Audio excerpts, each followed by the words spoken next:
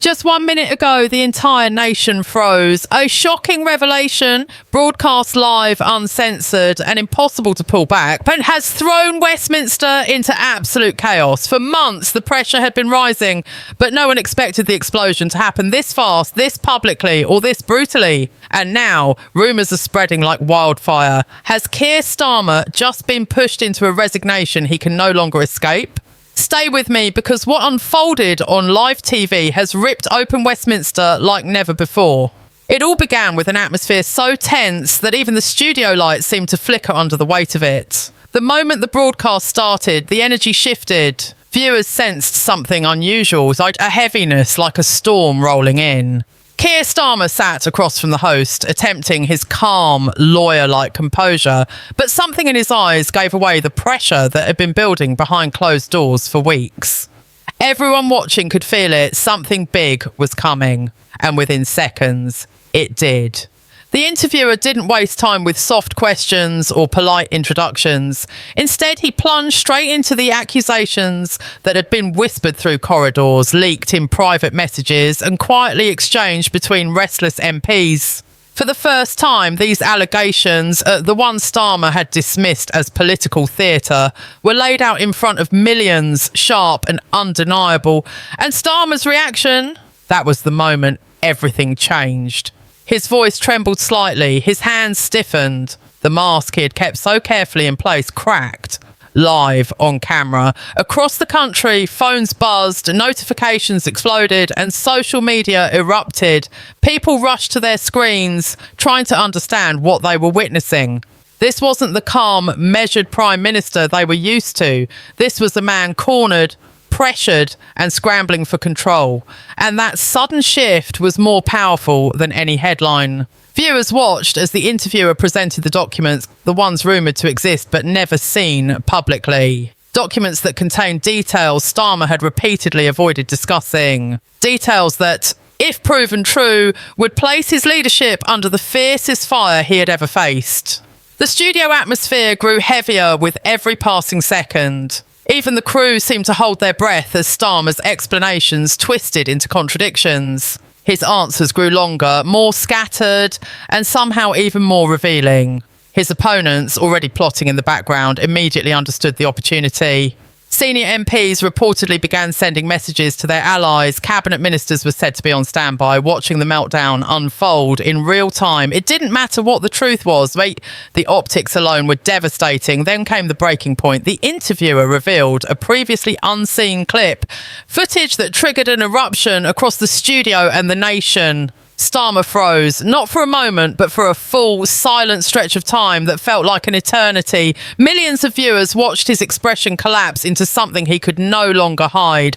Panic, shock. The realisation that the narrative had slipped out of his control, and that crack in his composure became the spark that ignited the escalating calls for him to step down. Within moments, political commentators flooded social media, reporting whispers of a leadership emergency meeting.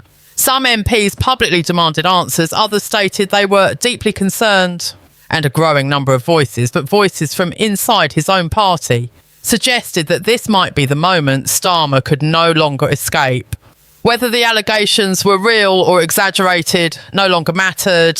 What mattered was the chaos, the confusion, and the sense that everything had changed in a single live broadcast. And for many watching, it felt like the beginning of the end. As the live broadcast continued spiralling out of control, the fallout outside the studio grew even more explosive. Newsrooms scrambled to verify what they had just seen, but the pace was too fast. Events were unfolding in real time, and the shockwaves were already shaking the political landscape. Millions were glued to their screens, stunned, confused, and desperate to know what would happen next. And in Westminster, the pressure cooker finally burst open. Ministers were whispering to journalists. Advisors were seen rushing between offices. And insiders claimed that the Prime Minister's team had gone into full emergency mode, trying to contain a crisis that was spreading faster than they could respond.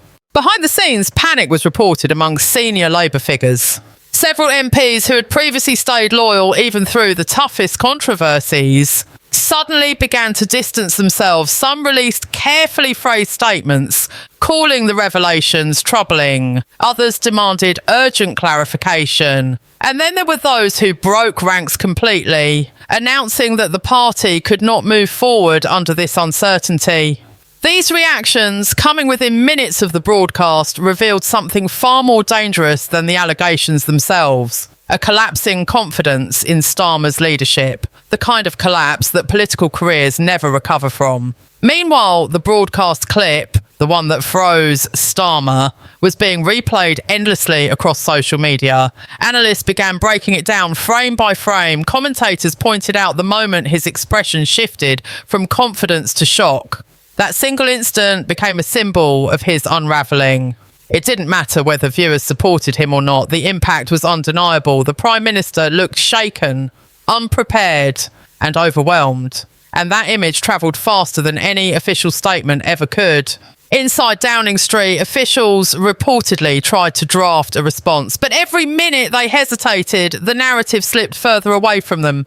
Opposition parties pounced immediately. Some leaders called the revelations deeply alarming. Others went even further, demanding he face Parliament immediately. The growing storm made one thing clear. The government was losing control of the situation. They needed a plan fast, but every attempt to stabilise the moment only seemed to make things worse. The silence from Starmer's team became a story in itself, raising even more suspicion and feeding a wave of speculation that spread across the nation. Crowds began gathering outside key political buildings. As the chaos intensified, journalists shouted questions. Camera crews swarmed around entrances, hoping to capture even the smallest sign of movement. Rumours spread that a crisis meeting had been called inside Downing Street. Some claimed senior ministers were preparing to confront Starmer directly. Others insisted that a resignation letter was already being drafted behind closed doors. Whether true or not, these whispers added a new layer of tension, the kind that leaves an entire country holding its breath, waiting for the next shock to drop. And then came the unexpected twist. Reports emerged that multiple cabinet members had privately expressed doubts about Starmer's ability to continue. A few allegedly warned that the government was on the edge of collapse if he didn't act quickly to restore trust. These reports weren't confirmed, but they didn't need to be. The mere suggestion was enough to ignite a fresh wave of panic across the political landscape. Commentators began openly discussing scenarios that had been unthinkable only hours earlier. Leadership challenges, emergency votes, and even the possibility of a snap transition of power. The drama was reshaping itself by the minute. Back in the studio, the tension reached a boiling point as Starmer attempted to regain control of the interview. He spoke more forcefully, trying to push back against the accusations, but his voice no longer carried the authority it once did. The damage was already done. His explanations, no matter how detailed, sounded defensive and uncertain. And with every new question, his frustration grew more visible. Cameras captured every blink, every pause, every sign that he was struggling to steady himself. It was the kind of moment that political strategists spend careers trying to avoid. A moment where perception becomes reality. As the broadcast neared its end, the feeling in the air was indescribable. It wasn't just tension anymore. It was the sense that something irreversible had happened. Something that no press conference, no spokesperson and no late-night statement could undo. And outside the studio, the country waited, knowing that the real shockwaves were only just beginning. The interview had ended, but the political earthquake had only just started. As the studio lights finally dimmed and the interview cut to its chaotic end, the political world erupted into a frenzy, unlike anything seen in years. What had started as a routine appearance had spiralled into a full-blown national crisis. For the rest of the evening, every major network turned its focus entirely to the fallout. Analysts spoke in sharp, urgent tones. Former ministers, advisors, and insiders appeared one after another, each adding more fuel to the fire. Some suggested Starmer's leadership was now fatally damaged. Others hinted that the party machine had already moved far beyond damage control and was quietly preparing for the unthinkable, a transition of power. Inside Westminster, the atmosphere was electric. Tension pulsed through every corridor as MPs rushed between meetings, phones glued to their ears, whispering into microphones as cameras chased them down. Reporters stationed outside the Commons described scenes of total confusion, aides hurrying in and out of buildings, messages being exchanged at lightning speed, and senior figures refusing to comment with the tight, clipped expressions of people who knew something monumental was unfolding. Nobody had answers. Everyone had questions. And the silence from the Prime Minister's office only intensified the sense that something was breaking behind the scenes. By now, the controversial documents displayed on live TV had spread across the internet. Every detail was being dissected, debated, exaggerated, and twisted into new theories. Whether the contents were entirely true or partially misunderstood didn't matter. Perception had taken over, and in politics, perception can destroy a leader long before the facts settle. Commentators emphasised that the damage wasn't just about the allegations themselves. It was about the way Starmer froze, the way he struggled to respond, the way the entire moment showed a leader caught completely off guard. The image was now etched into the public mind. Rumours grew louder by the minute. Several journalists claimed to have spoken with high-level insiders who described a collapse in authority within Downing Street. According to these whispers, some advisers were urging Starmer to address the nation immediately, while others argued that any rushed statement could make the situation even worse. There were even unconfirmed reports that a group of senior MPs were preparing a letter demanding an emergency leadership meeting. The kind of letter that, if delivered, would leave Starmer with no room to manoeuvre. Whether the rumours were accurate or not hardly mattered anymore. They created a sense of inevitability, a feeling that something big was rushing toward the country like a wave. On social media, the story grew even larger. Hashtags calling for Starmer to resign began trending within hours. Millions of comments flooded the platforms, some demanding answers, others expressing disbelief at what they had witnessed. The public reaction split into two extremes, those who felt betrayed by the revelations and those who believed the entire thing exposed deeper problems within the government. But on one thing, nearly everyone agreed. The Prime Minister looked weakened, isolated and trapped. The kind of trapped that a political leader rarely escapes from. Back inside Downing Street, the night dragged on without a single official word. Lights stayed on in the upper offices long past midnight. Cars came and went, aides entered with hurried steps and left with pale, worried expressions. Photographers captured every moment from a distance, feeding the growing storm with stark images that suggested a government in crisis. And at the centre of it all, behind closed doors, Starmer reportedly met with advisers in a tense, closed-door session that stretched deep into the night. No leaks came from that room, no whispers, only silence. And silence in a moment like this was deafening. Meanwhile, opposition parties seized the moment with full force. Their statements grew harsher, more pointed, more aggressive. They demanded full transparency. They demanded inquiries. They demanded accountability. And some, sensing weakness, pushed even harder, openly stating that Starmer's position was now untenable. These were not minor political jabs. These were the kinds of statements given when political predators sense that the leader at the top of the food chain is bleeding. By the time dawn approached, the country had entered a state of high suspense. News channels labelled the situation a rapidly escalating leadership crisis. Newspapers began preparing emergency front-page editions. And across the country, millions of people woke up not knowing whether the same Prime Minister who had appeared on TV just hours earlier would still be in office by nightfall. The feeling was overwhelming, a mix of uncertainty, shock, and the haunting sense that a decision was being made somewhere behind the scenes.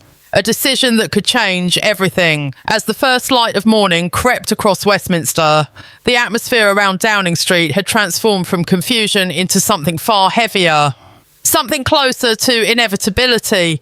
Journalists who had waited outside through the night sensed a shift in the air the moment the doors opened, and senior advisers stepped out with grim, tired expressions.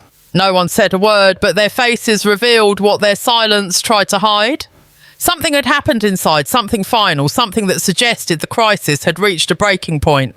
And across the nation, millions felt the tension snap tighter as they waited for any sign of what was coming next. Inside the building, the pressure had reached its peak. Throughout the night, Starmer had reportedly met with senior cabinet members one by one. each conversation more tense than the last. Some urged him to fight on, at least until the facts behind the revelations could be clarified. Others, however, warned him that the party was fracturing faster than anyone could control. They told him that MPs were preparing statements. They warned that a leadership revolt was forming. And according to whispers from those close to the meeting, several made it painfully clear that his leadership was no longer sustainable. Not after the interview, not after the documents, not after the freeze that had captured the nation. By early morning, the political world had entered a state of open anticipation. News channels set up countdowns on their screens. Presenters spoke in hushed tones as if announcing a national emergency. Some commentators said they had sources claiming Starmer would speak within the hour. Others said negotiations were still happening behind closed doors. But the most common prediction, shared by insiders from across the political spectrum, was that the Prime Minister was now standing on the edge of his final decision. The entire country waited, breath held, as the drama reached its highest point. Then the rumour broke. A senior aide, speaking quietly to a group of journalists, hinted that Starmer had made up his mind. He didn't elaborate, but he didn't have to. Those 5 words tore through Westminster like lightning. Cameras turned, reporters ran. Within minutes, every network flashed the same breaking headline. Prime Minister expected to issue Maguire statement. Crowds began to gather outside Downing Street, filling the streets with a mix of curiosity, shock, outrage, and disbelief. Even those who supported him knew that this moment felt different. This didn't feel like a routine speech. This felt historic. The tension grew unbearable as the podium was wheeled outside. Microphones were adjusted. Security tightened, lights were positioned. Every detail of the setup signalled a moment of enormous gravity. Reporters whispered urgently into their earpieces, trying to get confirmation from inside. Some claimed the cabinet had agreed he must step aside. Others insisted he was still weighing his options. The truth was that no one knew for certain what Starmer would say, only that the nation was seconds away from hearing it.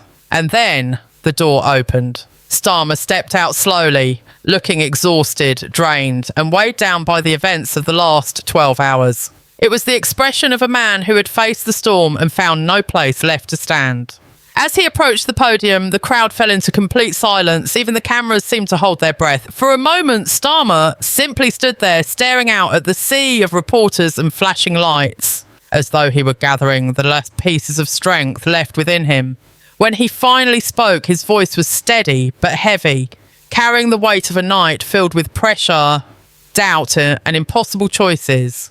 He began by acknowledging the chaos that had erupted after the interview. He admitted that the revelations, whether misunderstood or exaggerated, had shaken public confidence. He spoke about responsibility, about leadership, about the need for clarity during uncertain times. And then came the line that sent shockwaves across the nation. He said he understood that the situation had become larger than any single leader. He said that the country's stability mattered more than his own position. He said he had reached a decision. And for a split second, time seemed to stand still. Every viewer, every journalist, every citizen leaned forward, waiting for the next words. The words that could change the course of the story in an instant. But the screen cut away before he could finish. A technical glitch, a sudden break in the feed, a blackout that left millions staring in disbelief at their screens, desperate for answers. The world was left suspended in a moment of pure uncertainty, unsure of what Starmer had said next, unsure of what decision he had made, unsure whether history had just shifted in front of their eyes.